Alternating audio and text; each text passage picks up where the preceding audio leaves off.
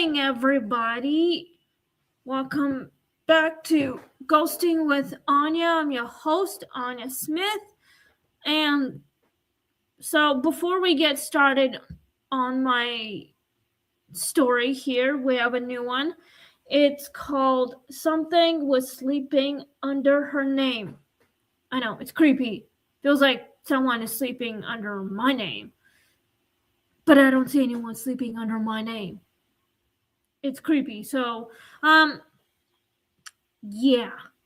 This morning, once we got to Fearless's house, this is where I am right now in the basement.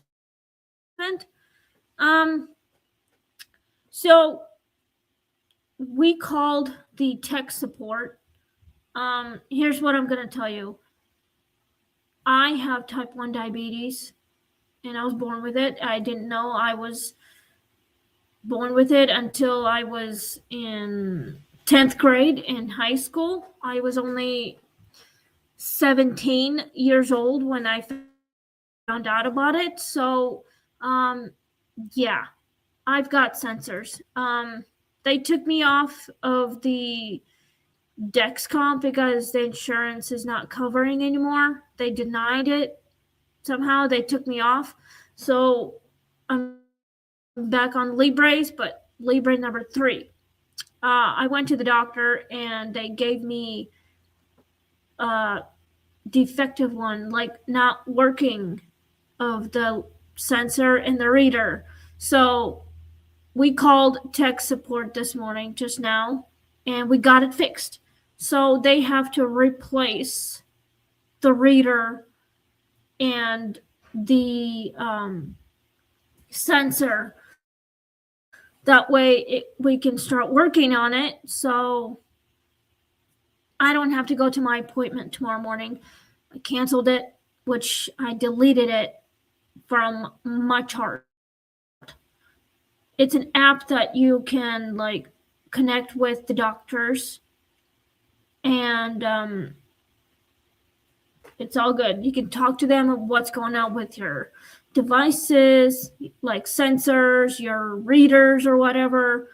But yeah, so we called tech support and they fixed it. So we're doing just fine. Tonight we will fix a lot of weird stuff. Like tonight we will finish working on my novel. So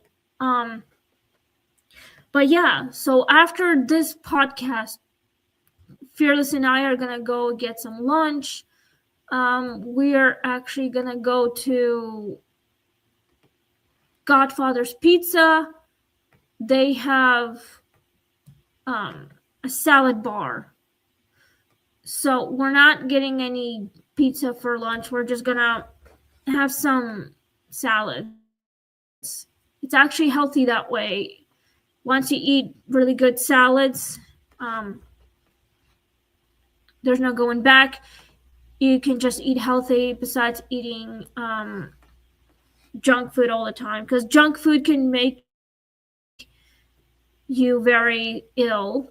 And well, if you eat too much of it, your stomach's gonna have problems. You're gonna find out that you are very sick somehow. Like it can make your well, diabetes can literally be found. Like seriously, like they can check your blood sugars and tell you that, hey, guess what? We found out that you're diabetic, so you have to control it somehow. So I struggled with it, but I've been working on it for years. I've been controlling my blood sugars a lot. So I'm still working on that. That's why I eat salads, I exercise, but I'm taking a little break from treadmills. But yes, you can exercise a lot more. You can go for a walk in the very warm weather days, and you can go to the gym, or you can just make your own home gym, literally. So Anyway, it's all good. So, yeah. Anyway, right. So let's get started on this story called Something Was Sleeping Under Her Name. That's the new episode. I hope you guys like it. So, we're doing great. Everything's all good. So let's get started. So sit back, relax. Please click like, share, and subscribe. And let's start the story. We are on season 4, episode 83, because we have about 20 something videos, about 20 something episodes left. So this story sounds like it's actually about me, because my name is Anya Smith and my name happens to be in the story. It's kind of weird though. It's like based on my experience of all this. So let's continue. Anya noticed her name felt heavier when spoken aloud, as though it carried more than one presence. When people said it, she felt a pressure behind her eyes, a subtle delay before recognition settled. It sounds like me, but come on.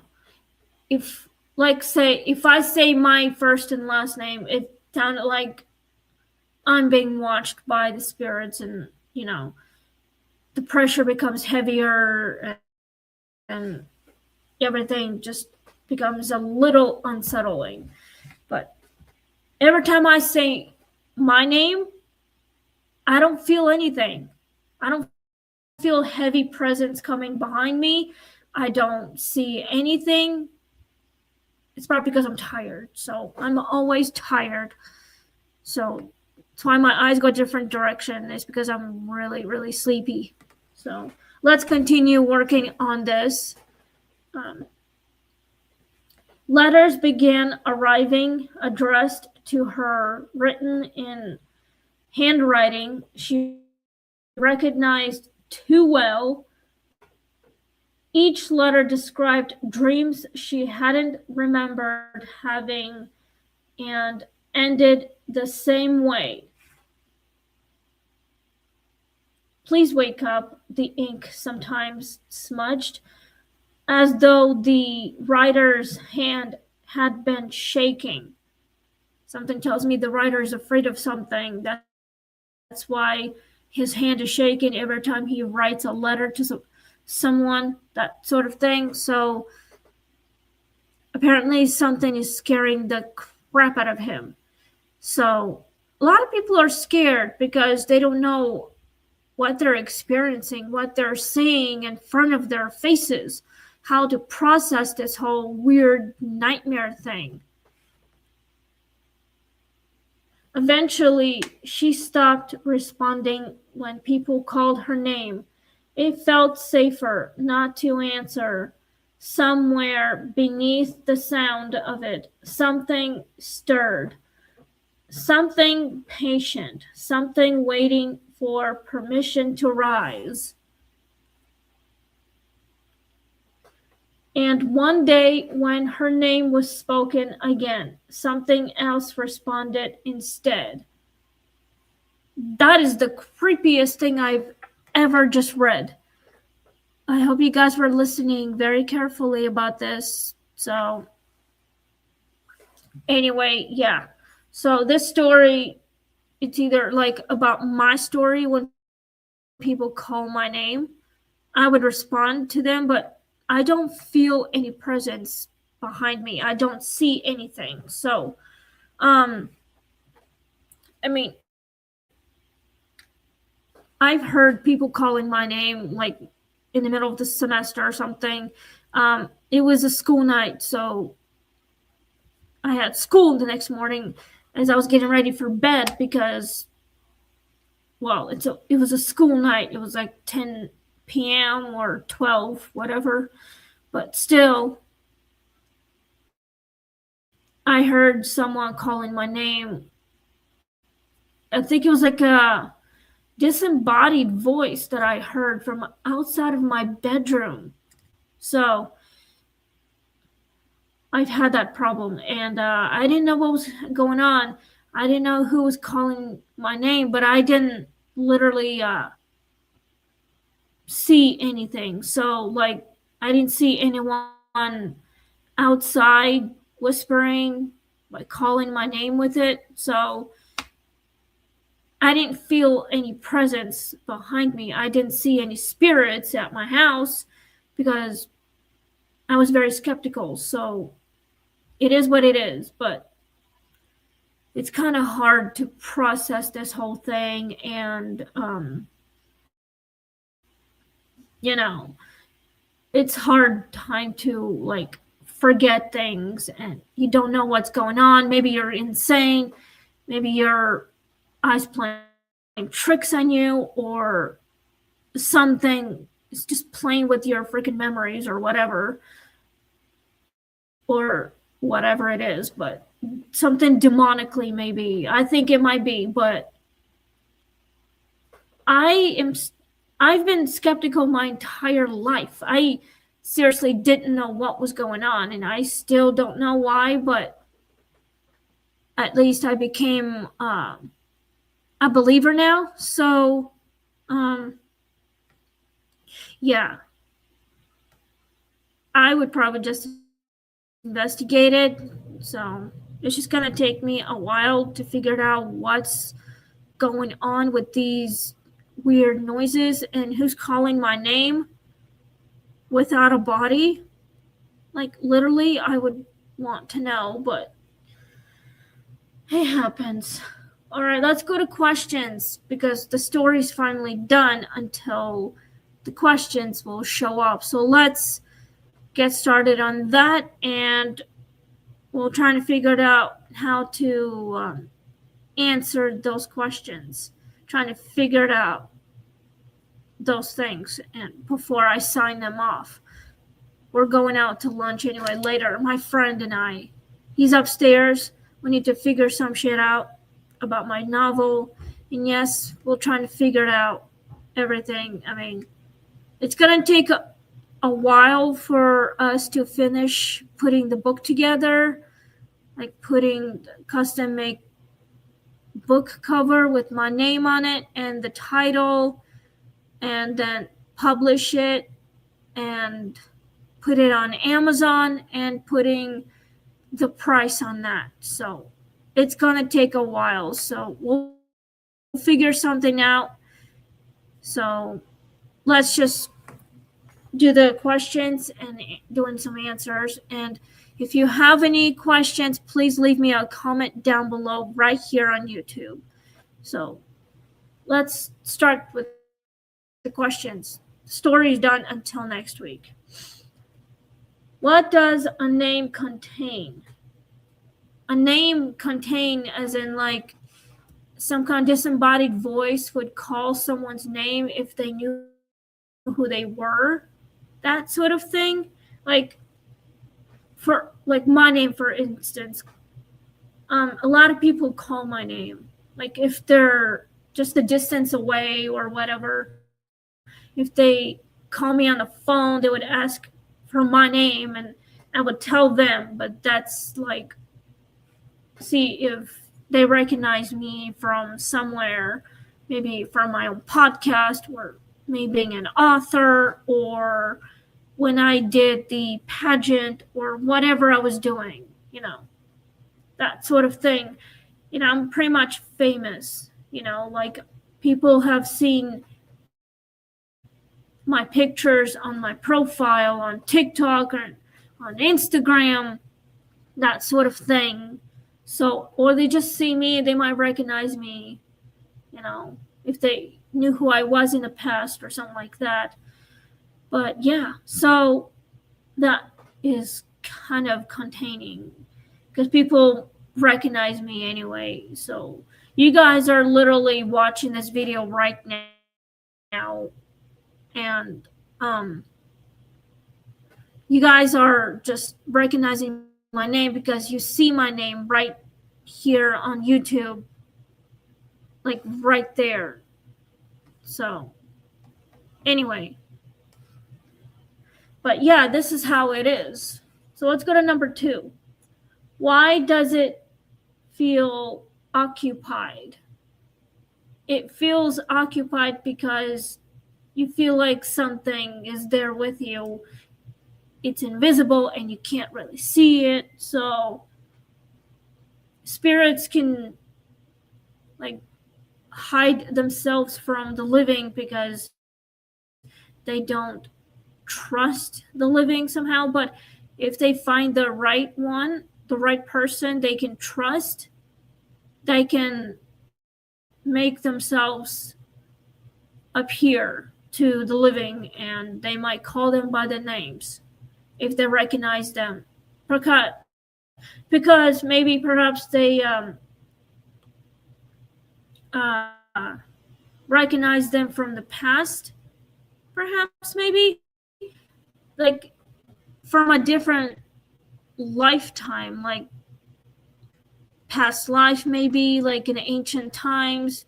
Somehow maybe you once lived in it and then you died centuries later, you are reborn, that sort of thing.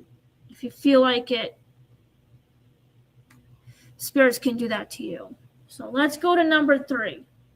Who is sleeping? That's a good question. We all go to sleep, right? Because we're tired. And whoever sleeps and dreams can like be controlled. So, I mean, I go to sleep at night. I fell asleep like around 11 p.m. last night because I was so tired. I had a lot of stuff going on, doing this podcast, finishing up my novels, doing the bills, like paying the bills and stuff, cleaning the house, like cooking food, taking care of our laundry stuff, taking care of our pets, you know, that sort of thing. It's very exhausting and you're tired as hell. So you sleep because you need recharge your body. You need to like rest up so you can wake up feeling better the next morning for your big day, that sort of thing. Whoever sleeps can do whatever they can with your dreams or whatever. So, yeah.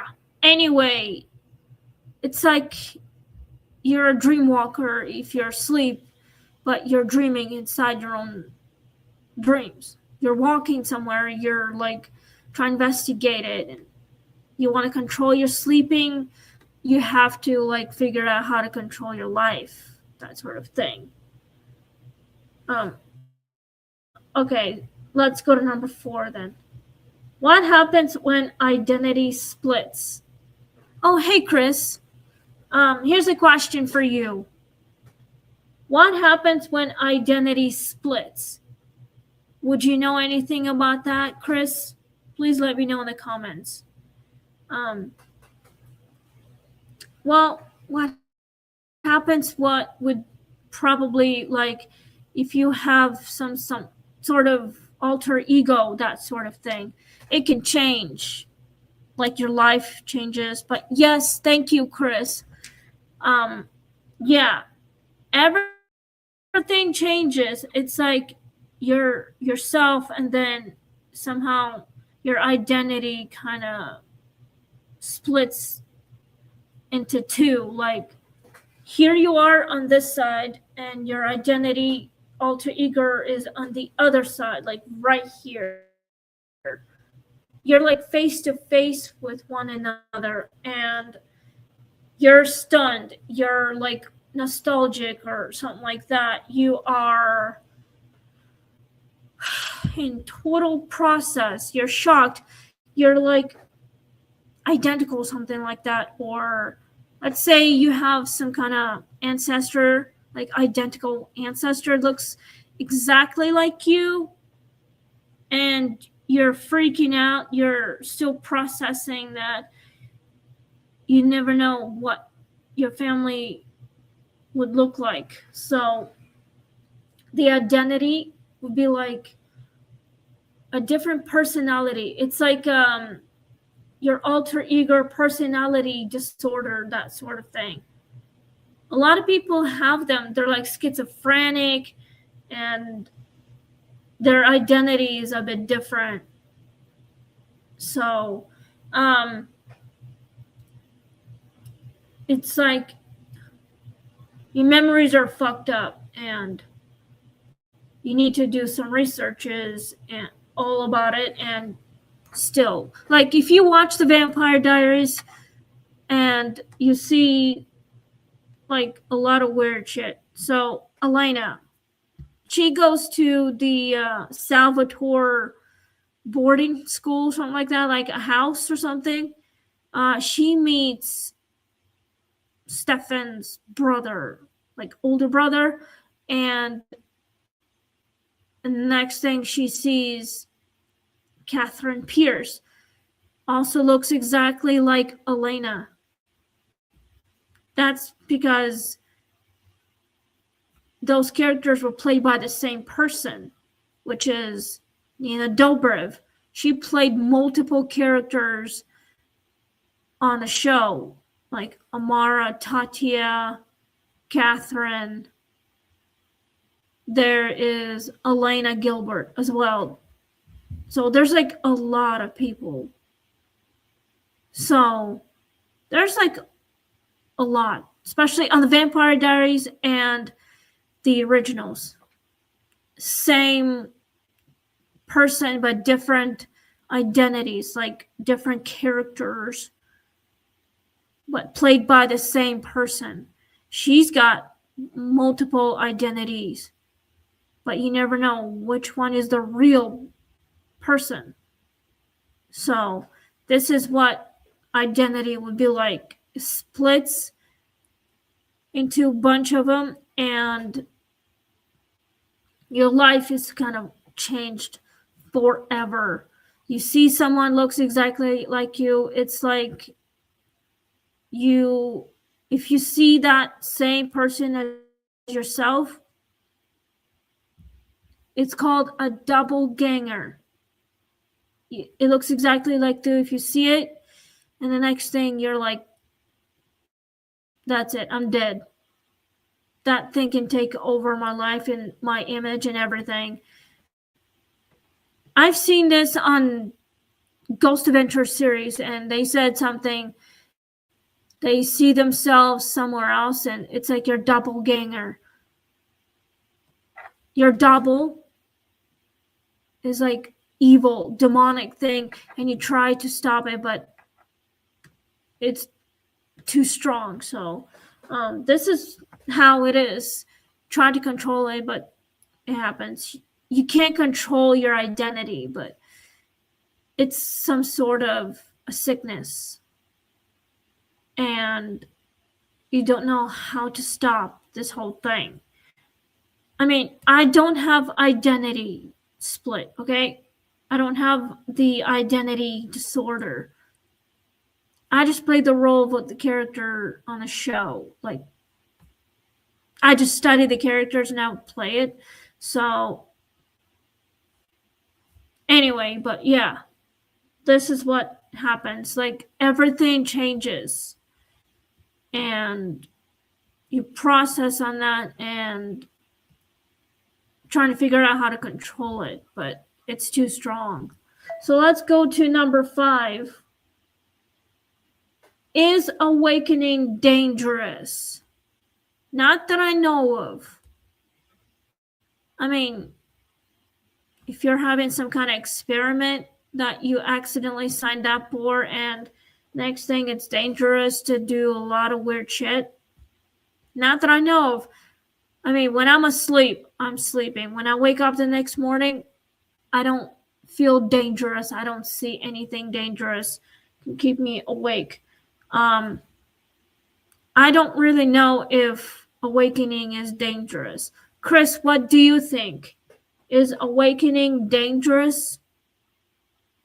My guess is that it is not dangerous.